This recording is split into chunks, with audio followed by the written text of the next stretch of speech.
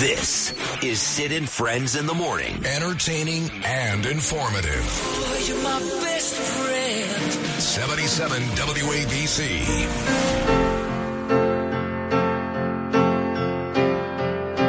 Love it. More Coldplay for you. My ear doctor, Shelley Borgia. I'm on the way to the ear doctor after the show to get my hearing aids fixed before I go to Milwaukee in Florida. She saw Coldplay in Rome last night. I just saw the weather. Today's going to be warm, close to 90 again. Then you get rain, low 80s, Friday and Saturday. But Monday through Thursday next week, I'll be in Milwaukee. Every day in the mid-90s. That's the temperature. That's not real feel. It'll be well into the hundreds. Every day in the mid-90s. Monday through Thursday of next week. Milwaukee, mid-80s. Mike Goodwin is the best writer in the country, folks. He just is, New York Post columnist. Michael, good morning, buddy. How are you? So far, so good, Sid. Thank you. All right. Well, the heat is on here in New York, and the heat is going to be turned up in a big way next week, Monday through Thursday. But the heat for Joe Biden, today it may not get hotter. Everybody's waiting to see how he responds after that horrible debate rebounds, I should say. With the press conference coming up at 5:30 this afternoon, what do you expect to see? Well, first of all, I think you make a fascinating point, which is that everybody is watching him to see if he can do a normal thing that we associate with the job of being president, or even city council president. Or anybody, even a basketball player after a game. That's right. You have to be able to speak coherently and address questions. He has not been able to do that more often than not, and it is a crisis, frankly, that our president is so enfeebled that we cannot expect the minimum that we would expect of anybody else in any public servant job. So I think that's the first hurdle for him. It's not just today, it's tomorrow, it's the next day, and the day after that. And if you look out toward the election, that's a gauntlet, right? Yeah, He's got to run this course every day, 2, 3, 4 times a day. He's going to do a lot of campaigning. He's going to go to factories. He's going to go to stores. He's going to have ice cream, and we're going to treat him like a baby. And it's just the mere fact that we are having this conversation about these routine things. It is itself a guilty verdict of his standing. We're not even talking about what he's going to say.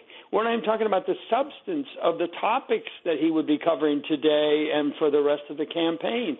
I don't see how he climbs out of this. I mean, the Democrats seem to have stalled there on Monday and Tuesday.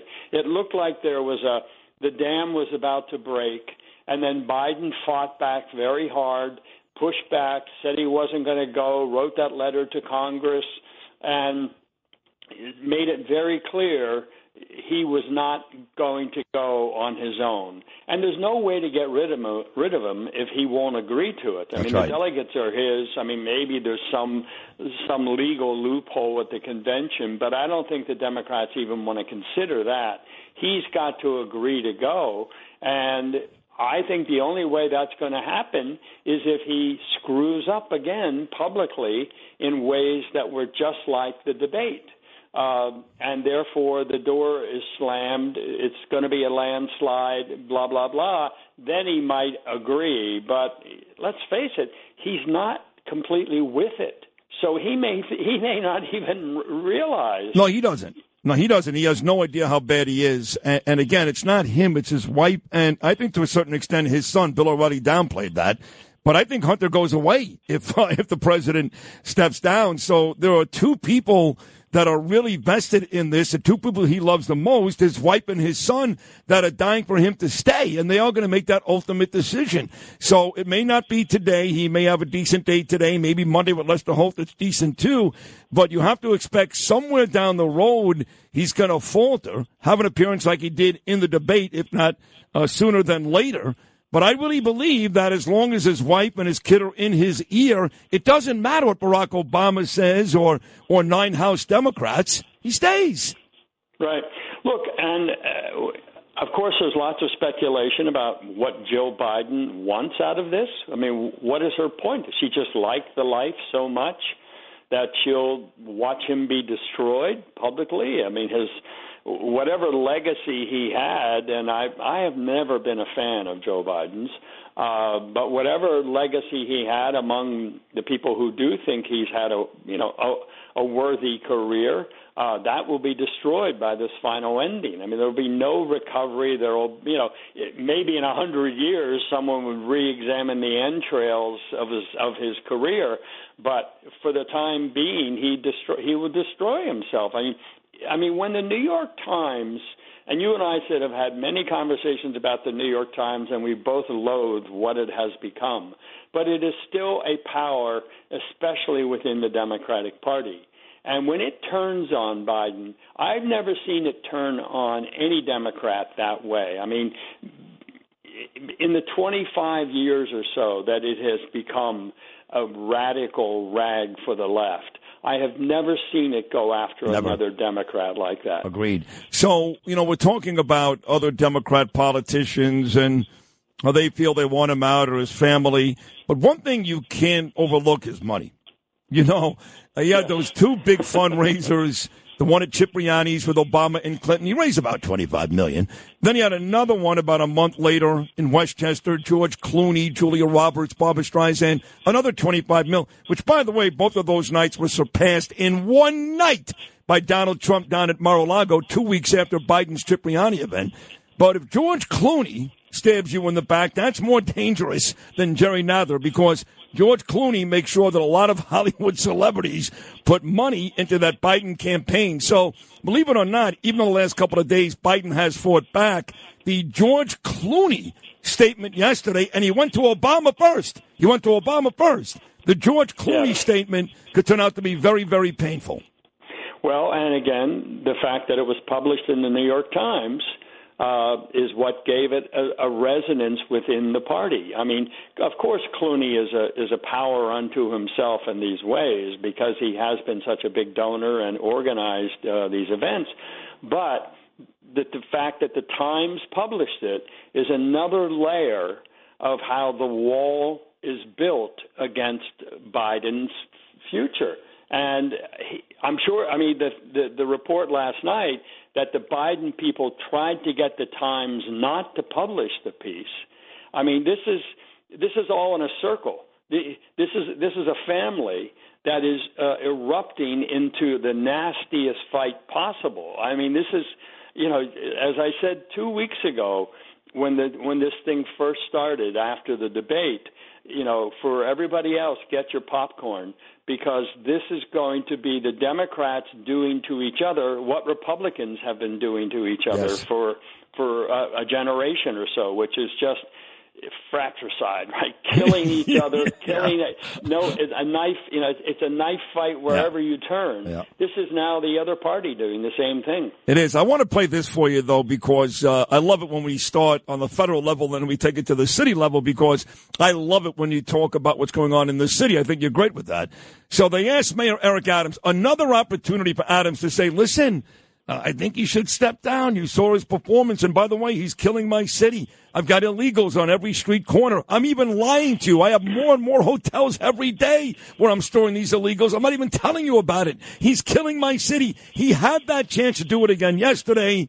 Of course, he didn't. This is instead what Mayor Eric Adams said. On President Biden, he basically dug in yesterday. He said, I'm not going anywhere. A handful of House Dems have come out and said, hey, we really need to replace you at top of the ticket. I want to come at this from the perspective of your meeting with African-American leaders yesterday, real people, real voters. What, if any, concerns are you hearing, and is President Biden being tone deaf to any of those concerns? Well, I always say over and over again that I tell my leaders throughout the city, golf, there's a saying, you drive for show, you putt for dough. Stop. Local politics matter. I have to keep the lights on, trains running, streets safe, educate our children, and make sure Lori's happy with the $53 million we got in the cultural affairs. This stuff is going to play itself out. The team would tell you, there's a quote I say all the time, it's all part of the process. we're going to look over this moment, and I'm just happy to be part of American history as we're seeing a lot of this stuff unfold. These are exciting times, and it's going to really see are we who we say we are as Americans.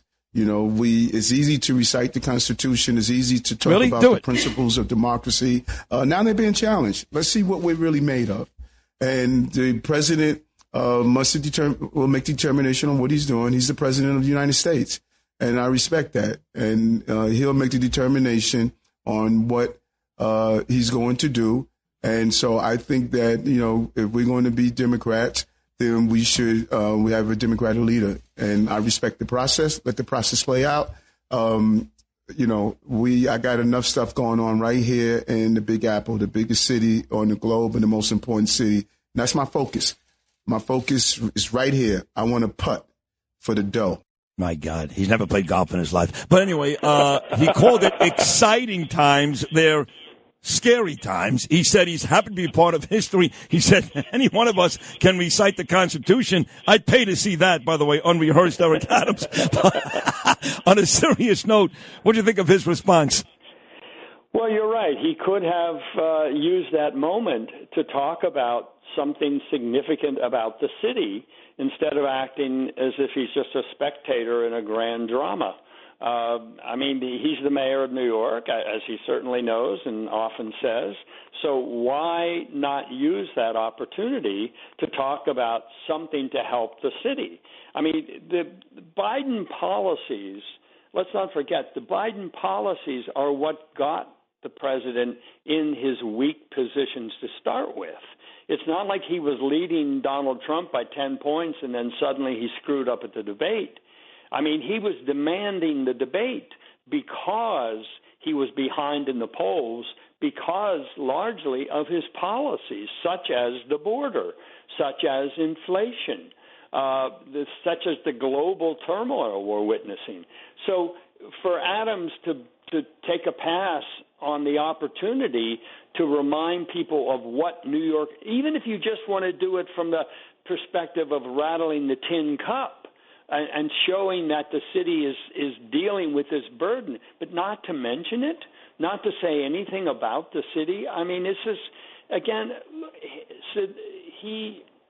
I don't have to tell you, he disappoints so often that you kind of crave a moment where he delivers.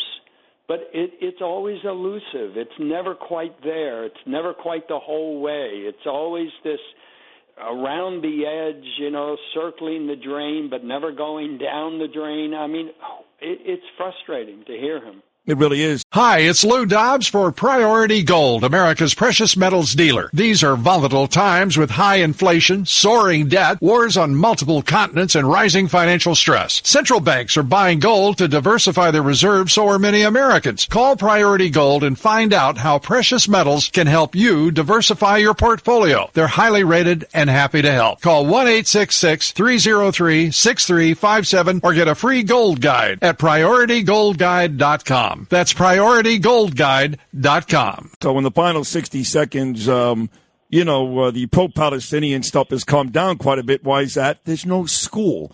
Right. So I was telling somebody today, it ain't over. Wait till school starts again in September. They're going to do the same exact thing they did in May. Every one of these campuses will be infested with these animals. I promise you that's the case. So what about taking off the masks? Remember that? Governor Hochul, Eric Adams. I mean, it wouldn't surprise me. I don't know this. It wouldn't surprise me if Hochul and her husband made a couple of bucks on those masks. I don't know. But what happened to that, Mike? That seemed to go away. Yeah, that was one of those things, right, that you could wear a mask on the street and the cops couldn't identify you. And so, therefore, you could do all kinds of things, and unless they arrested you on the spot, which they tend not to do because Alvin Bragg and the other prosecutors are going to let you go for the most part.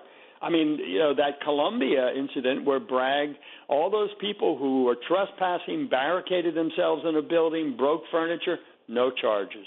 I mean, and we still don't know what the universities are doing. Are they expelling those students? They said they were in some cases, but that also dropped off the map because the school, as you say, the schools ended. So you're right. We're going to have this problem in the fall, especially if the Israeli situation in Gaza has not been completed, which it seems less and less likely. There may be some kind of a truce, but the issue itself is not going to go away, certainly with Hezbollah in the north. No, you're 100% right. By the way, Harvard today decided to unsuspend, if that's a word, 5 of their protesters. So it's still out there. The stories are still out there, anti-Semitism. Harvard today said 5 of those kids, you're no longer suspended. Hey, Mike, I know I made you wait a couple of minutes here, but it was well worth it for me. Another amazing appearance. Thank you so much, pal. Always a pleasure, Sid. Mine too. Michael Goodwin, what a great writer and a great radio guest. I mean, he's great. Read his stuff every day in the New York Post. Michael Goodwin. Hi, it's Lou Dobbs for Priority Gold, America's precious metals dealer. These are volatile times with high inflation, soaring debt, wars on multiple continents, and rising financial stress. Central banks are buying gold to diversify their reserves, so are many Americans. Call Priority Gold and find out how precious metals can help you diversify your portfolio. They're highly rated and happy to help. Call 1-866-303-6357 or get a free gold guide at PriorityGoldGuide.com. That's PriorityGoldGuide.com.